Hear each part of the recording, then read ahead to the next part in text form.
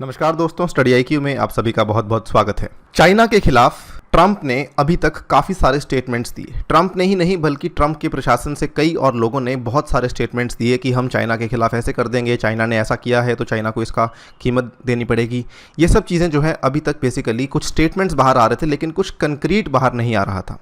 अब क्या हुआ है, एक नई न्यूज़ सामने आई है कि ट्रंप के प्रशासन ने बेसिकली पूरी की पूरी योजना तैयार कर ली है कि हम चाइना को किस तरीके से दंडित करने वाले हैं।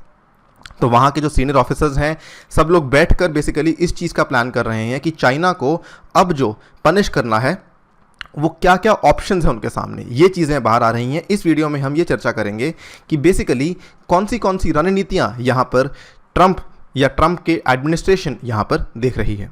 आइए स्टार्ट करते हैं। मेरा नाम है अनिरुद्ध। इस लेक्चर की पीडीएफ को डाउनलोड कर सकते हैं मेरे टेलीग्राम चैनल अनिरुद्ध सर के नाम से। ट्विटर पे भी आप मुझे फॉलो कर सकते हैं।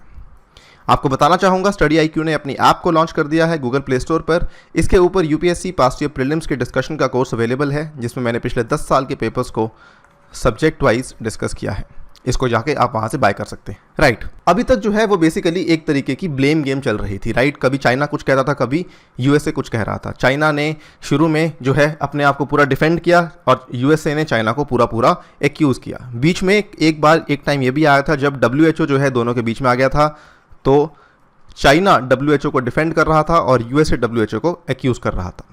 लेकिन पॉइंट ये था कि कुछ भी कंक्रीट सामने नहीं आ रहा था। अब जो ट्रंप एडमिनिस्ट्रेशन है, it is formulating a long term plan to punish China on multiple fronts. ठीक है, यहाँ पर जो कोरोना वायरस के चलते जो बेसिकली चाइना के खिलाफ जो आरोप लगाए जा रहे हैं कि आपने जो है इसको लेके इन्फॉर्मेशन को छुपाया या फिर मिस इन्फॉर्मेशन दुनिया को दी, इन सब चीज़ों को लेकर अब जो है स्ट्रैटेजीज बनाई जा रही हैं। ये स्ट्रैटेजीज कौन बना रहा है? यूएसए की इंटेलिजेंस कम्युनिटी है। ठीक है, इंटेलिजेंस कम्युनिटी ने एक स्टेटमेंट इशू किया ये कहते हुए कि इसको लेकर जितने भी रिसोर्सेज हैं हम उन सभी को कलेक्ट कर रहे हैं। बेसिकली जो भी इन्फॉर्मेशन हमारे पास है हम सबको कलेक्ट कर रहे हैं और उसके साथ मिलकर हम बेसिकली एक स्ट्रैटेजी तैयार करेंगे। The US intelligence community is a group of separate US government intelligence agencies। ये क्या है IC, USIC क्या चीज़ है? ये बेसिकली वहाँ की बहुत सारी एजेंसीज़ का एक तरीके से कलेक्शन है जिसमें काफ़ी सारी एजेंसीज़ अलग से तो काम करती ही हैं लेकिन साथ में मिलकर भी काम करती हैं in order to conduct intelligence activities to support the foreign policy and national security of the US। ठीक है, तो काफ़ी बड़ा ग्रुप है, इसमें काफ़ी मेजर एजेंसीज और उनके हेड्स इस एजेंसी का पार्ट हैं, इस कम्युनिटी का पार्ट हैं। यहाँ पर secretary of state Mike Pompeo ने साफ साफ स्टेटमेंट दिया है कि मैं पूरे आत्मविश्वास के साथ कह सकता हूँ कि चाइना की कम्युनिस्ट पार्टी को इस पूरे के पूरे एपिसोड के लिए बहुत भारी कीमत चुकानी होगी और अगर हो सकता है पूरा दुनिया शायद चाइना से पैसा ना मांगे लेकिन हम तो चाइना से डेफिनेटली कुछ ना कुछ यहाँ पर मांगेंगे। ठीक है, यही नहीं, डिस्कशन यहाँ तक पहुँच चुकी है। डिस्कशन पहले ये थी कि क्या चाइना के ऊपर हमें अटैक करना चाहिए या नहीं, इकोनॉमिकली या मिलिटरीली, कैसे भी तरीके से। अब डिस्कशन जो है वो नेक्स्ट स्टेप पे आ गई है कि चाइना के ऊपर अटैक तो करना ही है लेकिन वो कितना हार्ड करना है, कितना स्ट्रॉन्ग करना है। अब डिस्कशन यहाँ पर आ चुकी है क्योंकि जो सिचुएशन है बाहर निकल चुकी है हाथ से। अमेरिका में 70,000 से भी ज़्यादा मौतें हो चुकी हैं कोरोना वायरस के चलते और प्रेसिडेंट ट्रंप ने साफ साफ कह दिया है कि उनको उम्मीद है कि शायद 1 लाख तक मौतें हो सकती हैं, जो कि नंबर बहुत ज़्यादा है, बहुत हाई है। राइट, इसमें क्या क्या रणनीतियाँ उन्होंने इंक्लूड की है? सबसे पहले बात हो रही है सैंक्शंस की। ठीक है, दूसरी ऑप्शन है cancelling the US debt obligations. तीसरी ऑप्शन है efforts to lift China's sovereign immunity और चौथी ऑप्शन है drawing up new trade policies. ठीक है, और ये सारी की सारी ऑप्शंस इसलिए एक्सप्लोर की जा रही हैं। बेसिकली अमेरिका का ये मानना है कि हम चाइना को क्लियरली बता देना चाहते हैं कि हमारी मंशा यहाँ पे क्या है। सबसे पहले बात करते हैं सैंक्शंस की। ये न्यूज़ पुरानी है, ये न्यूज़ 2019 की न्यूज़ है। जिस टाइम पर यूएस ने चाइना के ऊपर सैंक्शंस लगाए थे उस टाइम पर ये बेसिकली एक व्यापार युद्ध को लेकर सैंक्शंस लगाए गए थे। ये न्यूज़ मैंने इसलिए इंक्लूड की है ये बताने के लिए कि पहले चाइना के ऊपर यूएस ने जब सैंक्शंस लगाए थे तो केवल इसलिए लगाए थे बिकॉज वो जो है चाइना अमेरिकन सुप्रीमेसी में इंटरफेयर कर रहा था, क्योंकि अमेरिका की सुप्रीमेसी टेक्नोलॉजी में है। वहाँ पर चाइना इंटरफेयर कर रहा था कि हम आपको ओवरटेक करना चाहते हैं। केवल इतनी सी बात पे यूएस ने सैंक्शंस लगा दिए थे। अगर यूएस अब सैंक्शंस लगाता है तो उसके बहुत ज़्यादा भारी कॉन्सिक्वेंसेस हो सकते हैं।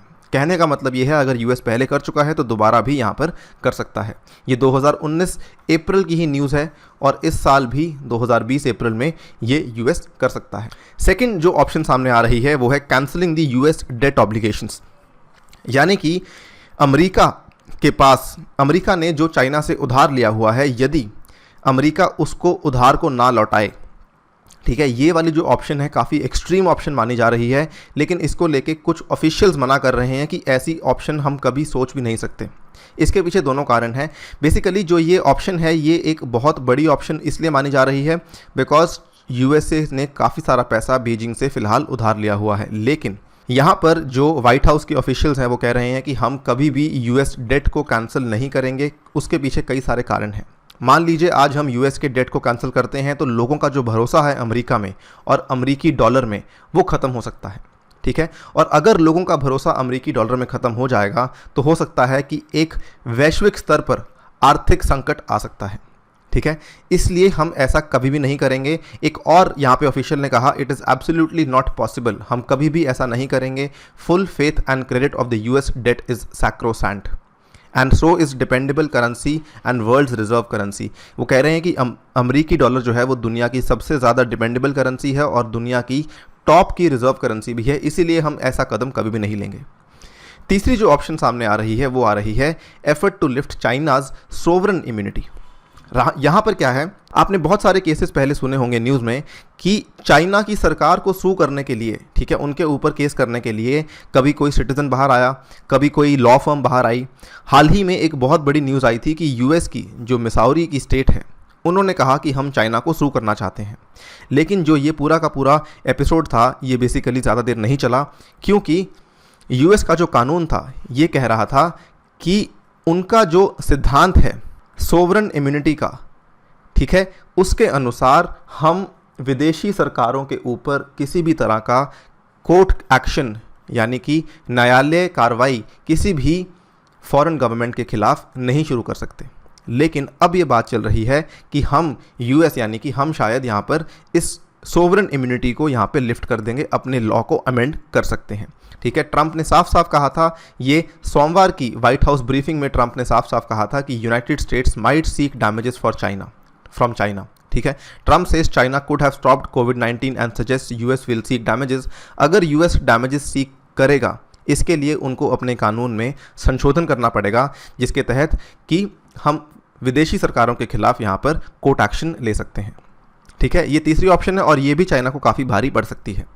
और लास्ट ऑप्शन क्या है, new non tariff based restrictions, ठीक है। New non tariff based restrictions में अभी तक जो है जितनी भी व्यापार युद्ध के अंदर, यूएस चीन के व्यापार युद्ध के अंदर ट्रंप ने जो प्रतिबंध लगाए थे वो टैरिफ के आधार पर थे, यानी कि हम आपसे शुल्क लेंगे। लेकिन अभी जो है वो नॉन टैरिफ बेस्ड रिस्ट्रिक्शंस की बात चल रही है, जिसके चलते दोनों के बीच का जो व्यापार युद्ध है वो और भी ज़्यादा बढ़ सकता है।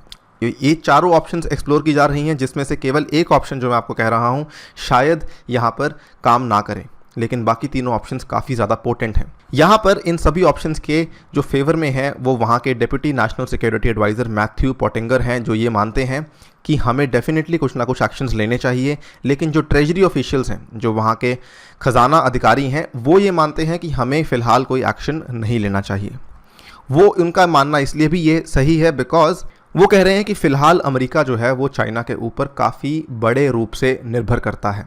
किस रूप से? क्योंकि जो पीपीई किट्स हैं वो चाइना से आती हैं, पर्सनल प्रोटेक्टिव इक्विपमेंट, जो मेडिकल डिवाइसेस हैं, चिकित्सक उपकरण हैं, वो भी चाइना से आ रहे हैं, जो दवाइयाँ हैं वो भी चाइना से आ रही हैं, फार्मास्यूटिकल्स चाइना से आ रहे हैं, ठीक है। अगर अमेरिका ऐसा कदम लेता है तो ये अमेरिका के ऊपर ही भारी पड़ सकता है। तो इसीलिए वो कह रहे हैं कि हमें थोड़ी सी यहाँ पर सावधानी बरतनी होगी। लेकिन जो नेशनल सिक्योरिटी काउंसिल और नेशनल सिक्योरिटी एडवाइज़र हैं उनका कुछ और मानना है। बेसिकली कुछ ना कुछ बड़ा होने वाला है, ये चीज़ तो तय है। ऐसी भी रिपोर्ट्स बाहर आ रही हैं कि यूएस और चीन के बीच में कोल्ड वॉर स्टार्ट हो चुकी है और ये भी कहा जा सकता है कि ये कोल्ड वॉर आगे जाके फुल फ्लेजेड वॉर में भी तब्दील हो सकती है, ठीक है। अगर ऐसे ही चलता रहा, अगर किसी भी साइड ने यहाँ पर अपने आप को सरेंडर नहीं किया या फिर किसी भी साइड ने यहाँ पर अपने आप को एक्सेप्ट नहीं किया कि हाँ हमारी गलती थी, तो यहाँ पर हो सकता है एक बड़ा युद्ध हमें देखने को मिले। इसी नोट पे इस वीडियो को समाप्त करता हूँ। Thank you for listening to me. Stay tuned and stay safe.